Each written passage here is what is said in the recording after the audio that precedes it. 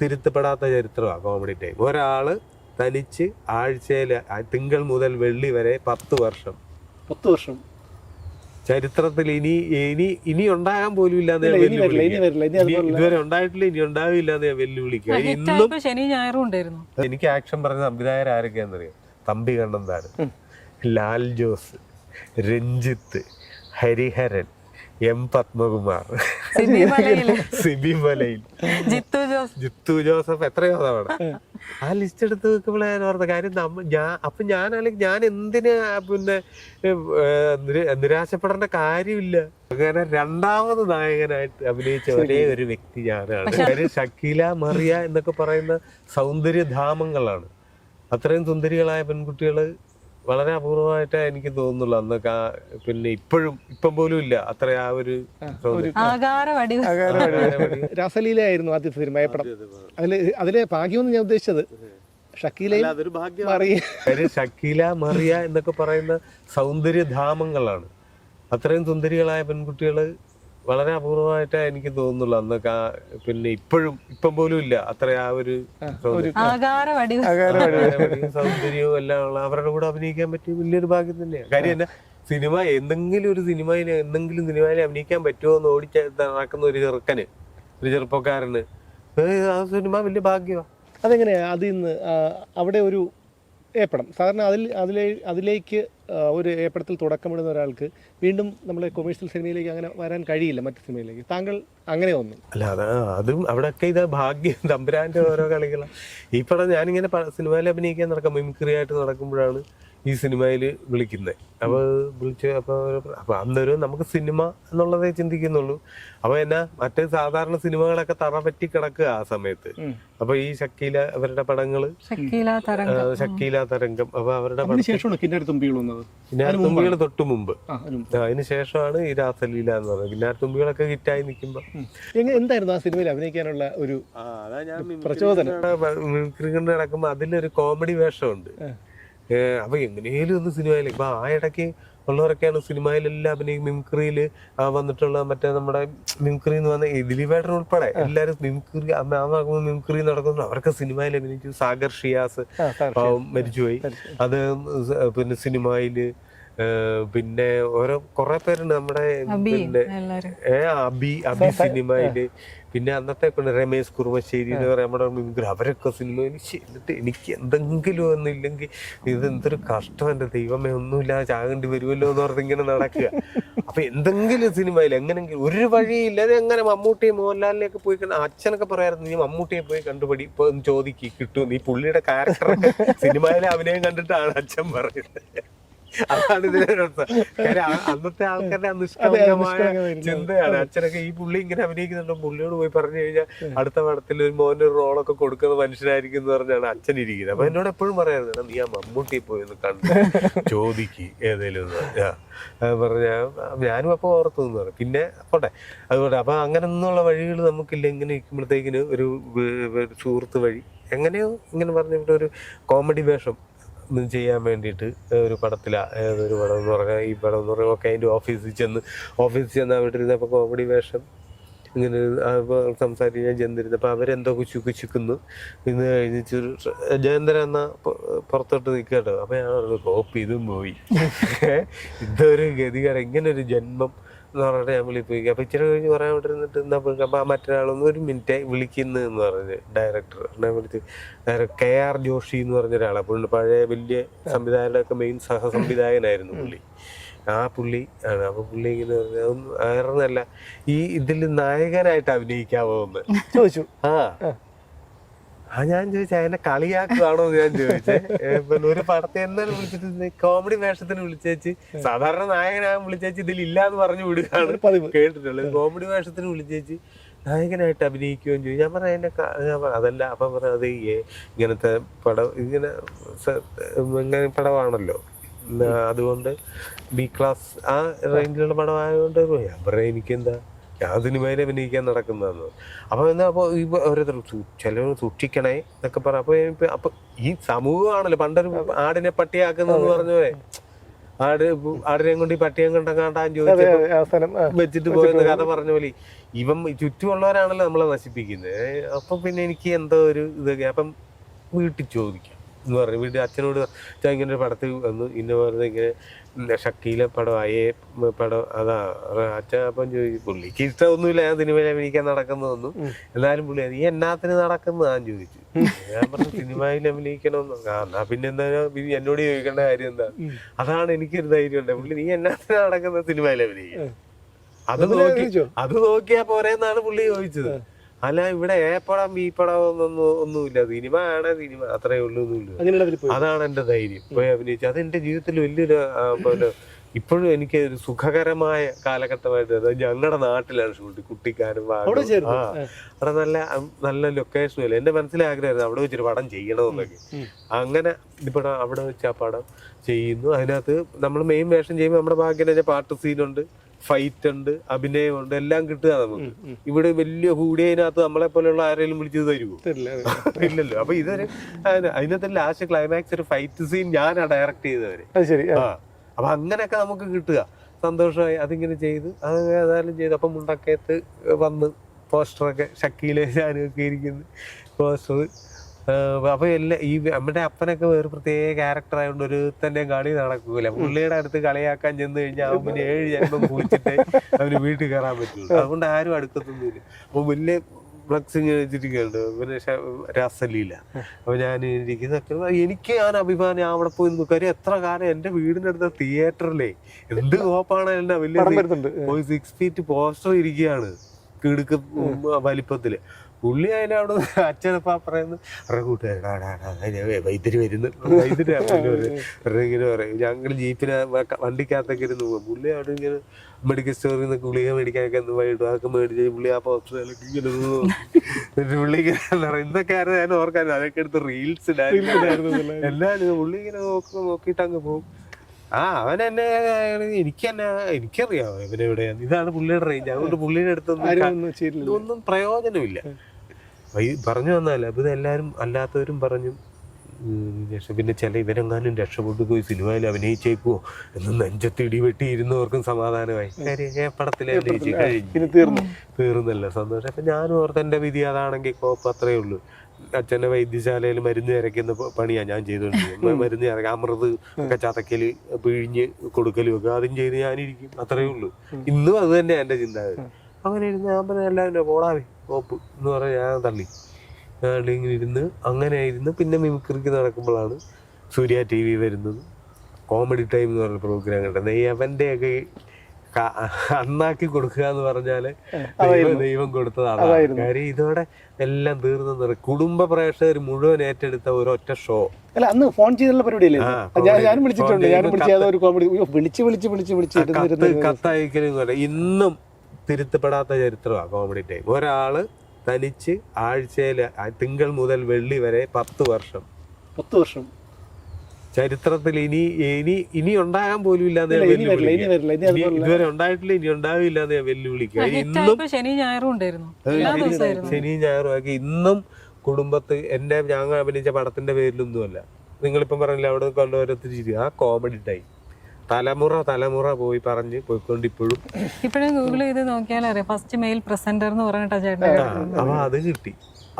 അതോടെ എല്ലാവരും ഇത് ചരിത്രം തിരുത്തി കുറിക്കുകയാണല്ലോ. ഫാമിലി അവനെ അത് കഴിഞ്ഞിരിക്കുമ്പോഴാണ് TS പിന്നീട് വിളിച്ചിട്ട് ചിരിക്കൊടുക്കകത്ത് അങ്ങനെ രണ്ടാമത് നായകനായിട്ട് അഭിനയിച്ച ഒരേ ഒരു വ്യക്തി ഞാനാണ്. പക്ഷെ അതില് ചേട്ടനുള്ള ലെക്ക എന്താ വെച്ച് കഴിഞ്ഞാൽ എല്ലാരും ഉണ്ടായിരുന്നു. ജഗതി ചേട്ടൻ, എന്റെ ഭാഗ്യമാണ്.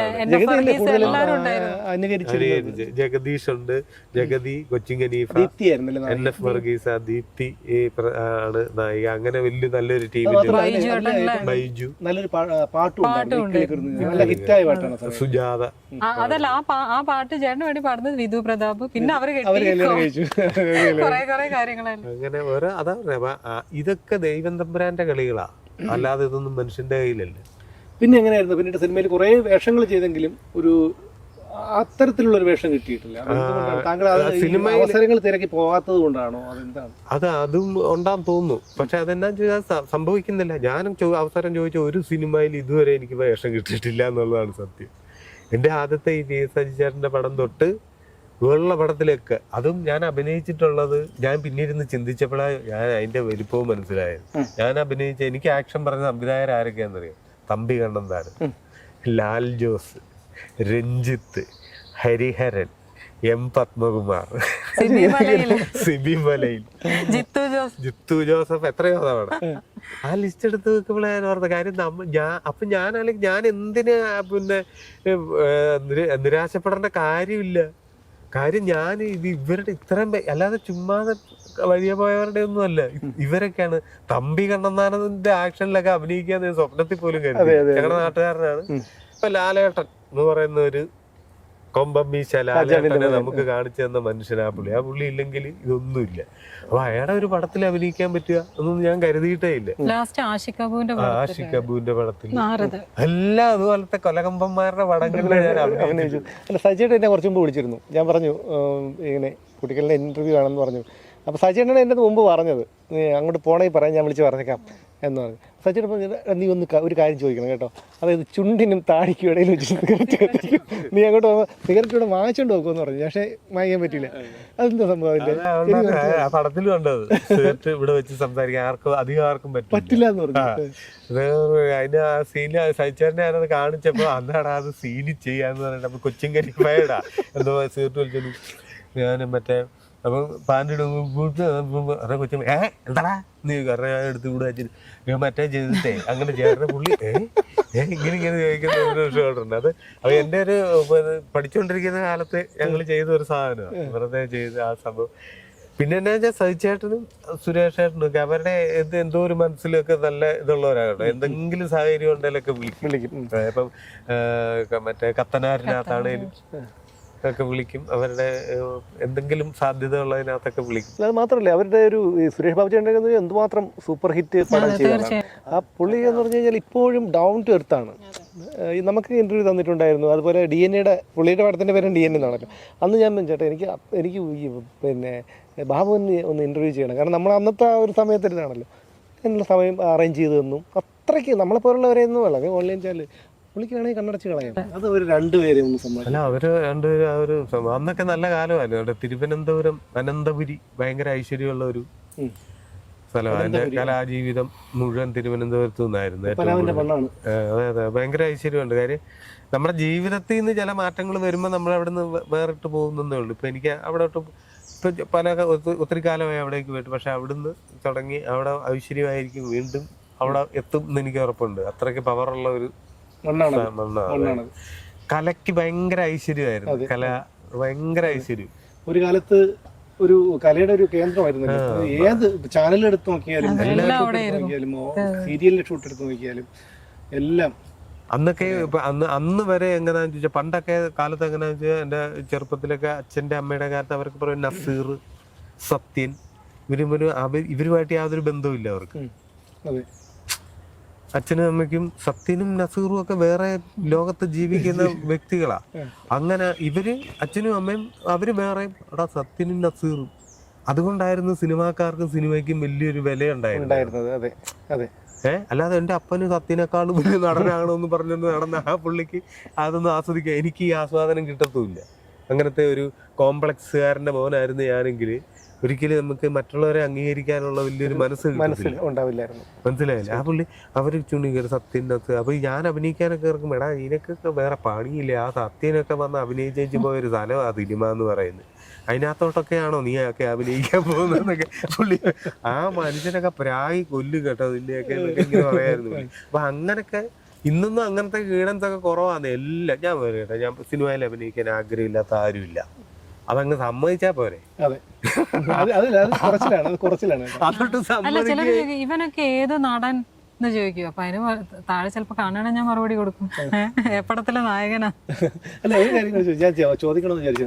അതായത് നിങ്ങളുടെ ജീവിതം സിനിമയാക്കുകയാണ് എന്ന് മാധ്യമങ്ങളിലൂടെ ഞാൻ അറിഞ്ഞു. അതെന്താണ് അതിന്റെ കാര്യം? ശരിയാണ്. അത് ഒരു ഞങ്ങളുടെ ഈ അനുഭവങ്ങൾ തന്നെ സീരിയസ് ആയിട്ടാണ് ഇത് കേൾക്കുന്ന ആൾക്കാരൊക്കെ പറയുന്നത്.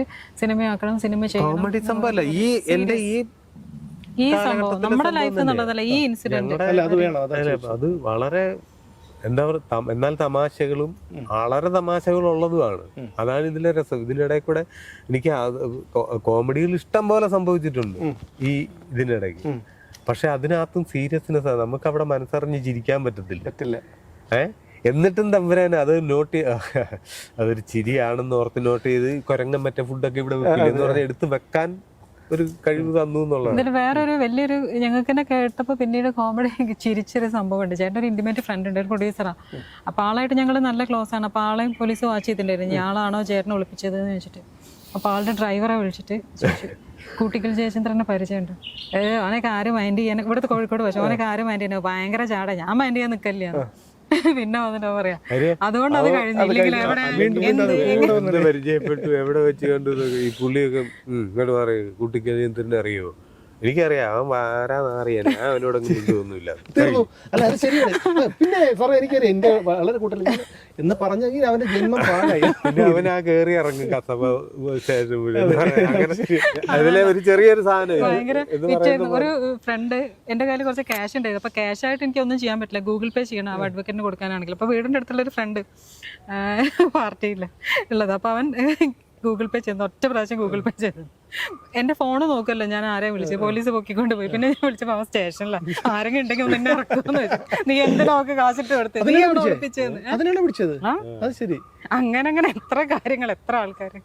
പിന്നെ വേറെ അതുപോലെ ആരോടെ ചോദ്യം ചെയ്യുമ്പോഴും പറയുന്നത് കേട്ടു, പിന്നെ എവിടെ ഡ്രൈവർമാരെയോ ആരെ എന്തുമായിട്ട് ബന്ധപ്പെട്ട് ഒരു ഡ്രൈവറെ പിടിച്ച് കൂട്ടിക്കൽ ചെയ്യുന്നുണ്ട്.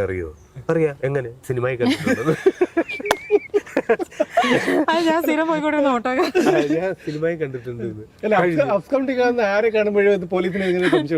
അല്ല ഈ അങ്ങനത്തെ ഇത് അവൻ കോമഡിക്ക് പറഞ്ഞതല്ല, അയാൾ ഒറിജിനൽ പറഞ്ഞതാണ്. അതിനകത്തേക്ക് അതോടെ കഴിഞ്ഞില്ലേ.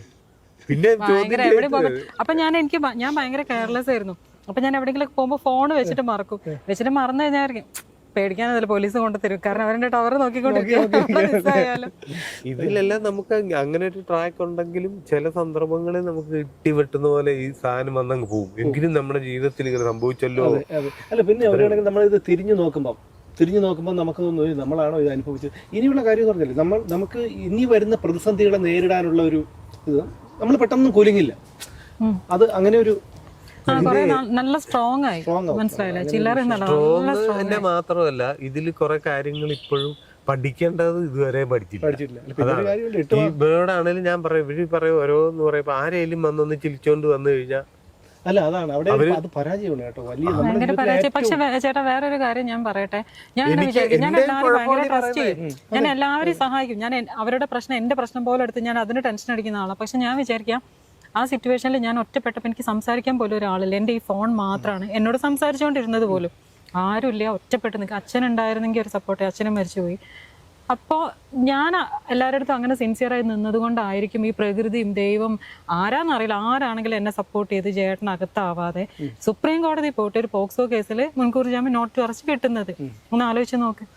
ഞാൻ വിചാരിക്കുന്നത് അതുകൊണ്ടായിരിക്കും. ഞാൻ ചെയ്തത് കാണുന്നത് ഈ പ്രകൃതിയല്ലേ, അതിൽ മാത്രമേ ഞാൻ അപ്പൊ ഞാൻ പറയാം ചേട്ടൻ, ഞാൻ അത് ഒരിക്കലും ഞാൻ മാറ്റൂല. ഞാൻ എങ്ങനെയാണോ അങ്ങനെ തന്നെ ഞാൻ മുന്നോട്ട്. പരിധി വരെ ശരിയാണ്. പക്ഷെ എന്നാലും എന്താന്ന് വെച്ചാൽ ഇത് അനുഭവം വന്നേ പഠിക്കും പറയും. ഇങ്ങനെ അനുഭവം വന്നുകൊണ്ടിരിക്കും. ഓരോ അനുഭവം വരും, നമ്മൾ പഠിക്കും. അടുത്ത് വേറെ അനുഭവം കാര്യമില്ല. അല്ല വേറൊരു കാര്യം പറഞ്ഞ കറക്റ്റാ. നമ്മള് മാറ്റിയിട്ട് കാര്യമില്ല. ഡീസൽ ഇഞ്ചിനകത്ത് പെട്രോൾ ഒഴിച്ചിട്ട് ഡീസൽ എഞ്ചിൻ തന്നെ ആയിട്ടിരിക്കണം. എന്നാലും പിന്നെ ഞാൻ പറയുന്നത് എന്നാന്നറിയോ, ഒറ്റ കാര്യം ഞാൻ മനസ്സിലാക്കിയത്, ദ്രോഹിച്ചിട്ടുണ്ടോ അതിന്റെ അർത്ഥം അവന് ശിക്ഷ വിധിച്ചിട്ടുണ്ടെന്നുള്ളതിന്റെ നമ്മളിപ്പോ ഞാൻ പറഞ്ഞ ആരും കാണുന്നില്ല എന്ന് പറഞ്ഞ് നമ്മള് ഓരോന്ന് ചെയ്യുന്ന പോലെയുള്ളത്. നമ്മൾ പറഞ്ഞു ആരും കാണുന്നില്ല, എന്നാ പിന്നെ ഇത് ഇവിടെ മൂത്രം ഒഴിച്ചേക്കാം എന്ന് ഞാൻ ചേട്ടൻ്റെ ഒരു ഫ്രണ്ട് നമ്മൾ കണ്ടിട്ട് പോലും ഇല്ലാത്തൊരു നേരിട്ട് അങ്ങനെ അറിയില്ലായിരുന്നു. ഒരു ഫ്രണ്ട് ഉണ്ട്, രാജീവ് എന്ന് പറഞ്ഞിട്ട് കാലിക്കറ്റുള്ളതാ.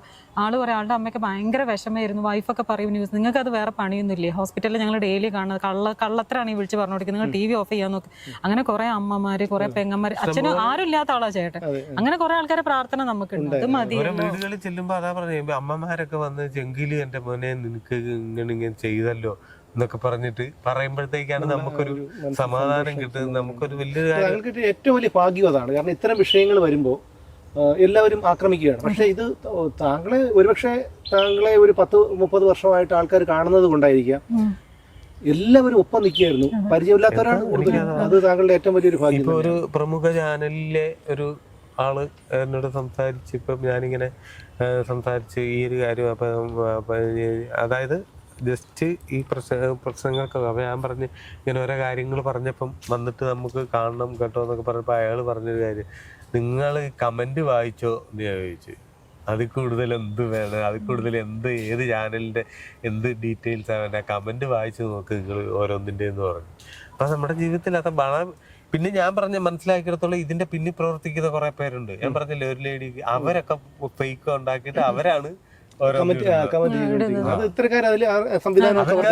ഊളകൾക്ക് അറിയുന്നത്. നമുക്ക് കാണുമ്പോഴേ മനസ്സിലാവും എന്നുള്ളത് വിവരം അവർക്ക് മനസ്സിലാവും. ഇതിന്റെ ട്രെൻഡ് കാണുമ്പോൾ നമുക്കറിയാം ഈ കമന്റിന്റെ. അത് മാത്രമല്ല ഇതിനൊരു സ്വഭാവമുണ്ട്, ആ കമന്റില് ഇതിന്റെ എല്ലാ സ്വഭാവം ഒന്നായിരിക്കും. കറക്റ്റാ, അങ്ങനെ ഒരു സാധനമുണ്ട്. അത് ഞാൻ ഏറ്റവും കൂടുതൽ മനസ്സിലാക്കിയെന്ന് വെച്ചാൽ ദിലീപിന്റെ കാര്യത്തിൽ തന്നെയാണ്. പല കമന്റുകളും പലതും പറഞ്ഞു. ഇപ്പൊ വീട്ടക്കൻ ഇവനെ വീട്ടിൽ കയറ്റത് കൊല്ലം ഓക്കെ കോമൺ സാധനങ്ങളാണ്. ഏത് ഇവന് ഇത്ര ഇതായിരുന്നല്ലോ, ഇനി ഇവന്റെ സിനിമ കാണില്ല, ഇനി മറ്റേതല്ലേ, ഇവന് അച്ഛനില്ലേ, ഇവന് അമ്മയില്ലേ, ഇതൊക്കെ കാണുന്നതിന്റെ ഇടയ്ക്ക് സിനിമ ഫീലിൽ, അതായത് അയാളുമായിട്ട് ഏറ്റവും അടുത്തവർക്ക് മാത്രം അറിയാവുന്ന ഒരു സംഭവം 1-2 ഇട്ടിരിക്കുന്നു കമന്റായിട്ട്. അപ്പോഴാണ് എനിക്ക് പിടി കിട്ടിയ ഇതിന്റെ പിന്നിലുള്ള അതുപോലുള്ളവന്മാര് തന്നെയാണ് ഇത് എന്നുള്ള കാര്യം. വെളിയിലേക്ക് പോകാൻ യാതൊരു സാധ്യതയില്ലാത്ത ഒരു വിഷയം എന്ന് പറഞ്ഞാൽ ക്രൈം അല്ല ഞാൻ പറഞ്ഞത്, അയാളുടെ ഒരു അദ്ദേഹത്തിന്റെ ഒരു സ്വഭാവമാവാം അല്ലെങ്കിൽ എന്തെങ്കിലും ആയിക്കോട്ടെ, അങ്ങനത്തെ ഒരു സാധനം ഇട്ടിരിക്കും. എന്നാൽ സാധാരണ മനുഷ്യരാരും അത് ഏറ്റുപിടിച്ചിട്ടുമില്ല. കാര്യം അവർക്ക് ആർക്കും അത് ക്ലിയർ ആയിട്ട് അറിയില്ല. ഇതിൽ നിന്ന് എനിക്ക് പിടി കിട്ടി യവനെ മുഴുവൻ ടാർഗറ്റ് ചെയ്തിരിക്കുക കൂടെയുള്ളവന്മാരാന്നുള്ളത്. ഈ ഊളകൾക്ക് മനസ്സിലാകുന്നില്ല. അല്ല, ഇപ്പൊ ഞാനിപ്പോ സൈബർ സെല്ലിൽ കൊടുത്തിട്ടുണ്ട് ഒരു കമന്റ് വന്നിരിക്കുന്നത്, നിന്റെ സമയം എണ്ണപ്പെട്ട് കഴിഞ്ഞു, നീ മറ്റേതാക്കണ്ട എന്നൊക്കെ പറഞ്ഞിട്ട് ഇങ്ങനെ അയച്ചിരിക്കും. അപ്പൊ ഞാൻ സൈബർ സെല്ലിൽ കൊടുത്തിട്ടുണ്ട്. അത് മിക്കവാറും ഈ പറഞ്ഞ പോലെ ആ വഴിയായിരിക്കാം. മനസ്സിലായില്ലേ? അല്ലാതെ ഒരു സാധാരണ ഒരുത്തിന് നിന്റെ സമയം എന്നൊക്കെ പറയുന്ന വലിയ കാര്യം ഇത് അവർക്ക് സഹിക്കാൻ പറ്റുന്നില്ല. അല്ല, ഇപ്പൊ ഇത് പറഞ്ഞത് ശരിയാണ്. കാരണം രാഹുൽ മാങ്കുളത്തിന്റെ കേസ് വരുന്നപ്പോ പോലും അതിൽ ഈ പരാതികളുടെ എല്ലാ സ്വഭാവം ഒന്നായിരുന്നു, ഒരേ സ്വഭാവമാണ് വരുന്നത്. അല്ല, ഞാൻ പറയട്ടെ, ഒരു പെണ്ണിനെ ഈ ബലാത്സംഗം എന്ന് പറയുന്നത് എന്താ? ഒരാൾ ബലമായിട്ട് ചെയ്യുന്നത്, 2 പേരുടെ സമ്മതത്തോട് കൂടി ചെയ്യുന്നത് എങ്ങനെ ബലാത്സംഗമാവും? അത് ഒരു പ്രാവശ്യം ചെയ്തെന്ന് വിചാരിക്കുക. ഇവളെ ഈ പറഞ്ഞ പോലെ ഒരു ഉമ്മയ്ക്കും ഒരു കെട്ടിപ്പിടുത്തത്തിനും വേണ്ടി ചെന്നവളെ ബലമായിട്ട് പീഡിപ്പിച്ചെന്ന് വിചാരിക്കും. അത് ഒറ്റ പ്രാവശ്യമാണെങ്കിൽ അവർക്ക് അറിയാലോ, വീണ്ടും ചെന്ന് അവൻ ഇതുപോലെ തന്നെ ചെയ്യുന്നു. വീണ്ടും ചെല്ലുന്നുണ്ടെങ്കിൽ അതിനെന്താ പറയാ? അതെ, ആണുങ്ങളുള്ള വീടെന്നാണ് നല്ല അടി കൊടുക്കുക, അത്രേ ഉള്ളൂ പറയാനുള്ളത്. ഇതാണ് പ്രശ്നം. ഇതാണ് ഇവര് ഈ പോകുന്നത്, ഈ പറയുന്നത് എന്നെ 5 പ്രാവശ്യം പീഡിപ്പിച്ചു, 6 പ്രാവശ്യം പീഡിപ്പിച്ചു. ഇത് അത് ആദ്യം പീഡിപ്പിച്ചപ്പോ അറിയില്ലേ എന്നുള്ളത്. ചില ആൾക്കാർക്ക് എന്താ ഈ ഇരയാവാൻ വേണ്ടിയിട്ട്, മറ്റേ സുരേഷ് ചേട്ടന്റെ മകനെ കാണുമ്പോൾ ഇരയാവാൻ ചില ആൾക്കാർക്ക് ഭയങ്കര ആഗ്രഹം. മറ്റേ വണ്ടി തട്ടി ഒരു കേസിൽ പറഞ്ഞിട്ടുണ്ടായിരുന്നു. അപ്പൊ അതേപോലെ ചില ആൾക്കാർക്ക് ഇങ്ങനെ ഈ അതിജീവിതയാവാൻ അങ്ങനെയെങ്കിലും പബ്ലിസിറ്റി കിട്ടട്ടെ എന്ന് വിചാരിച്ചു. പക്ഷെ അതൊന്നും അധികം നല്ലതല്ല. തിരിച്ചിനിപ്പം കോടതികളൊക്കെ ഇവർക്ക് പണി കൊടുക്കാൻ തുടങ്ങുമ്പോൾ പഠിച്ചോളൂ. കാലം മാറി വരികയും ചെയ്യും, മാറി വരണം താനും. കാര്യം ഈ പറയുന്നത് പോലെയാണ് ഒരാൾക്കും കാര്യത്തിലും കൂടെ എനിക്ക് ക്ലാരിറ്റി പറയാനുണ്ട്. അപ്പം ചോദിച്ചു, എല്ലാ ആണുങ്ങളെയും സപ്പോർട്ട് ചെയ്യുന്നുണ്ടോ ചോദിച്ചു. എല്ലാ ആണുങ്ങളെയും ഒരിക്കലും സപ്പോർട്ട് ചെയ്യുന്നില്ല. ഞാൻ ഈ കേസ് വന്ന സമയത്ത് മോശം രീതിയിൽ ഇടപെട്ട പല രീതിയിൽ ഇടപെട്ട് നോക്കിയ ആൾക്കാരുണ്ടായിരുന്നു, സപ്പോർട്ട് തരുന്ന പോലെ. പക്ഷെ നമുക്കറിയാലോ, ഞാൻ പഠിച്ചത് ഗേൾസ് സ്കൂളിലാണ്, കോളേജ് പഠിച്ചത് ഗുരുവായൂരപ്പൻ കോളേജിലാണ്. അവിടെയൊക്കെ എല്ലാം കഴിഞ്ഞിറങ്ങുന്ന ആൾക്കാർ നമ്മൾ വിളവൊക്കെ കണ്ടതാണല്ലോ. അപ്പൊ അതുകൊണ്ട് അറിയാം. അപ്പൊ എല്ലാ ആണുങ്ങളെയല്ല, കുറച്ച് പേര് എന്നാലും പെണ്ണുങ്ങളെ പോലെ അങ്ങനെ ചതിക്കൂല. അവരാ കാണിക്കും, ചിലപ്പോ ഒന്ന് ട്രൈ ചെയ്ത് നോക്കും. എല്ലാം അങ്ങനെയുള്ള ഈ പിന്നെ ഗോവിന്ദചാമി പോലുള്ള ആൾക്കാരുണ്ടല്ലോ, ഇവനൊക്കെ കിട്ടിക്കഴിഞ്ഞാൽ കൊന്നു കളയേണ്ട സൈസ് തന്നെയാണ്. കുറച്ച് പേര് എന്നാലും സ്ത്രീകളെ അപേക്ഷിച്ചിട്ട് കുറവാണെന്നേ ഞാൻ പറഞ്ഞിട്ടുള്ളൂ. എന്തായാലും ഒറ്റ ചോദ്യം കൂടി ചോദിച്ചു അവസാനിപ്പിക്കാം. നമ്മൾ സമയം ഒരുപാട് അതിക്രമിച്ചിട്ടുണ്ട്. അതെ, ഇനി എന്താണ് ഫ്യൂച്ചർ പ്ലാൻ? ഹിന്ദുചൂടന്റെ ഫ്യൂച്ചർ പ്ലാൻ അല്ല, ഞാനിക്കാൻ പറഞ്ഞില്ല, അങ്ങനെ പ്ലാനിങ് ഒന്നും ഇല്ലാത്ത ആളായ കാര്യം അതിലൊന്നും ഞാൻ വിശ്വസിക്കുന്നില്ല. കാര്യം മറ്റേ ശ്രീനിവാസൻ തന്നെ പറഞ്ഞിട്ടില്ലേ, നമ്മളെ ദൈവത്തിനെ ചിരിപ്പിക്കണമെങ്കിൽ നമ്മൾ പ്ലാൻ ചെയ്താൽ മതി, നമ്മുടെ ഭാവി കാര്യങ്ങൾ നമ്മൾ പ്ലാൻ ചെയ്താൽ മതി, പുള്ളി ഇരുന്ന് ചിരിച്ചോളൂ എന്ന് പറയുന്നത് തന്നെ വിശ്വസിക്കുക. പുള്ളി ഭയങ്കര അത് പറഞ്ഞു വന്ന കൂടെ ഞാൻ പറയട്ടെ, അത് അസാധ്യ ഒരു ജന്മമായിരുന്നു. ജീനിയസ് എന്നല്ല, അതൊക്കെ ദൈവം വരമായിട്ട് ദൈവം ഒരു പ്രത്യേക വിഭാഗമായിട്ട് വരുന്നവർ. ഇപ്പൊ ദാസേട്ടൻ അതെന്ന് പറഞ്ഞാൽ പാടുന്ന ആൾക്കാർ വേറെ ഇല്ലാണ്ടാണോ? അല്ല, ആ ദാസേട്ടൻ എന്ന് പറയുന്ന ശ്രീനിവാസൻ പണ്ടത്തെ നമുക്കുള്ള കുതിരവട്ടം പപ്പു, മാള അരവിന്ദൻ, ഇങ്ങനെ ശങ്കരായി, ഇങ്ങനെ ഓരോരോ പില്ലറുകളത്. അതിൽ ശ്രീനിവാസൻ എനിക്ക് അങ്ങനെയൊക്കെ ഉണ്ടല്ലോ, അയാളൊക്കെ ഭാഗ്യവാനാ. കാര്യം എന്താ, നല്ലൊരു നടൻ, നല്ല എഴുത്തുകാരൻ. അത് പിന്നെ പോട്ടെ, അത് പിന്നെ ആ പുള്ളിയുടെ ഒക്കെ ഭാഗ്യമാണ്. പുള്ളിയുടെ അടുത്തുനിന്ന് ഒരുത്തന്റെ കളി നടക്കുകയില്ലാത്തതാണ്. പക്ഷെ അതല്ലേ ഇതാ എഴുത്തും അഭിനയവും. നമ്മള് ഇപ്പൊ ദാസേട്ടന്റെ പാട്ട് നമ്മൾ ഡെയിലി കേൾക്കുന്നത് പറയുമ്പോൾ ശ്രീനിവാസൻ സാറിന്റെ എന്താ പറയാ, നമ്മൾ ഒരു ദിവസമെങ്കിലും എല്ലാത്തിനും അതിന്റേതായ സമയം നമ്മൾ പറയാതിരിക്കില്ലല്ലോ. അതാ ഞാൻ പറഞ്ഞ, ഞാൻ ലൈഫിൽ എനിക്ക് എന്റെ ഫസ്റ്റ് ഒരു ഇന്റർവ്യൂ എങ്ങാണ്ട് അന്ന് 2000 ആ കാലത്ത് വന്ന ഇന്റർവ്യൂവിന്റെ ടൈറ്റിൽ ഞാൻ വെറുതെ പറഞ്ഞു പോയി, ഇതായിരുന്നു ടൈറ്റിൽ. ഓരോന്നിനും അതിന്റെ സമയമുണ്ട് ദാസ, അത് കറക്റ്റാണ്. അല്ലാതെ നമ്മൾ തീരുമാനിക്കുന്ന പോലെ ഇപ്പൊ ഓരോരുത്തർ നേട്ടം നേടി അവന്മാര് കരുതിയിരിക്കുന്ന വിഡ്ഢി കരുകില് അവന്റെ പ്രയത്നം കൊണ്ടായതാന്നാണ്. ഒരിക്കലും അല്ല. ദാസേട്ടനൊരു ഇന്റർവ്യൂ പറഞ്ഞിട്ടുണ്ട്, അതങ്ങനെ ആവണം എന്നുള്ളത് കൊണ്ടാണ് ആ വഴിക്ക് എനിക്ക് ശ്രമിക്കാൻ തോന്നിയത്. തീർച്ചയായിട്ടും അതാണ് ഏറ്റവും വലിയ വചനമായിട്ട് ഞാൻ എടുക്കുന്നത്. ദാസേട്ടൻ പറയാണ് ഒരുപാട് കഷ്ടപ്പെട്ട് ഇങ്ങനത്തെ ഇല്ലേ എന്നൊക്കെ ചോദിക്കുമ്പോൾ ഒരിക്കലും ഇല്ല. എനിക്ക് അങ്ങനെ ആകണമെന്ന് വിധി ഉണ്ടായിരുന്നതുകൊണ്ട് എനിക്ക് അങ്ങനെയൊക്കെ പോകണമെന്ന് തോന്നി, അങ്ങനെയൊക്കെ പോയി. അല്ലേ എനിക്ക് തോന്നൂല. അത്രയേ ഉള്ളൂ. ഞാൻ അതിലാ വിശ്വസിക്കുന്നത്. എനിക്ക് നാളെ എന്താ എന്റെ വിധി അതനുസരിച്ചൊരു തോന്നൽ വരുന്നു.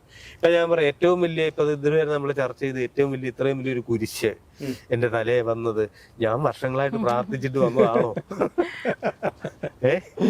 എന്റെ ദൈവമേ, എനിക്ക് എങ്ങനെങ്കിലും ഒരു കേസിൽ പ്രതിയാകണേ എന്ന് പ്രാർത്ഥിച്ചിട്ട് വന്നതല്ല. അപ്പൊ നല്ലത് അങ്ങനെ തന്നെയാണ്. നമ്മള് നമുക്ക് വരാനുള്ള നമുക്ക് വന്ന് ചേരും. അത് ആ മരിക്കുന്നിടം വരെ ഒന്ന് ഇരുന്നാച്ചാ മതി. എന്താ സംഭവിക്കാതെ സംഭവിച്ചു. അല്ല, നമ്മളതിന് മാറ്റമൊന്നും ഉണ്ടാകാൻ പോകുന്നില്ല. നമ്മൾ ഇനിയിപ്പോ എന്തെങ്കിലും നമുക്ക് ശൂന്യാകാശത്ത് പോകണം, നമ്മൾ ആഗ്രഹിച്ചാലോ നമ്മൾ ഇനി ശ്രമിച്ചാലോ നടക്കില്ല.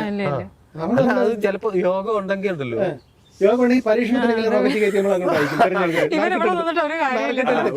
ഒരു മനുഷ്യജീവിയെ വേണം ചന്ദ്രനിലേക്ക് വായുവില്ലാതെ എത്ര നാൾ ജീവിക്കുന്നത്. അതിന് മറ്റേ കൂട്ടിക്കൽ ജയന്ദ്രനെ സെലക്ട് ചെയ്യാം.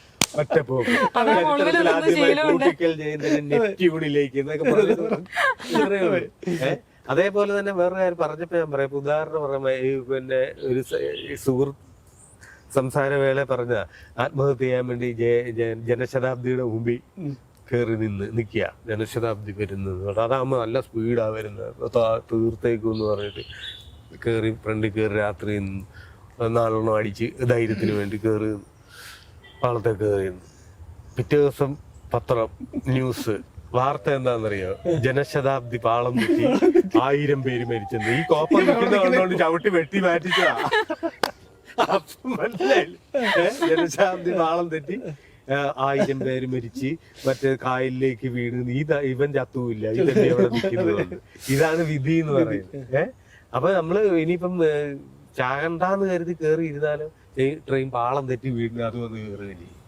ഇത്രയേ ഉള്ളു ലൈഫ്. അപ്പം എനിക്ക് ഇത് മാത്രമേ ഉള്ളൂ. നല്ലപോലെ ഇതേപോലെ ഇനി നമുക്ക് കൂടുതൽ നമ്മള് ഒരു പുതിയ പ്രോജക്റ്റും കാര്യങ്ങളും ഒക്കെ വന്നു, അതിനെപ്പറ്റി കൂടുതൽ സംസാരിക്കാൻ ഇങ്ങനെ അടുത്ത ഒരു ദിവസം ഇങ്ങനെ ആകട്ടെ എന്ന് ആഗ്രഹിക്കുന്നു.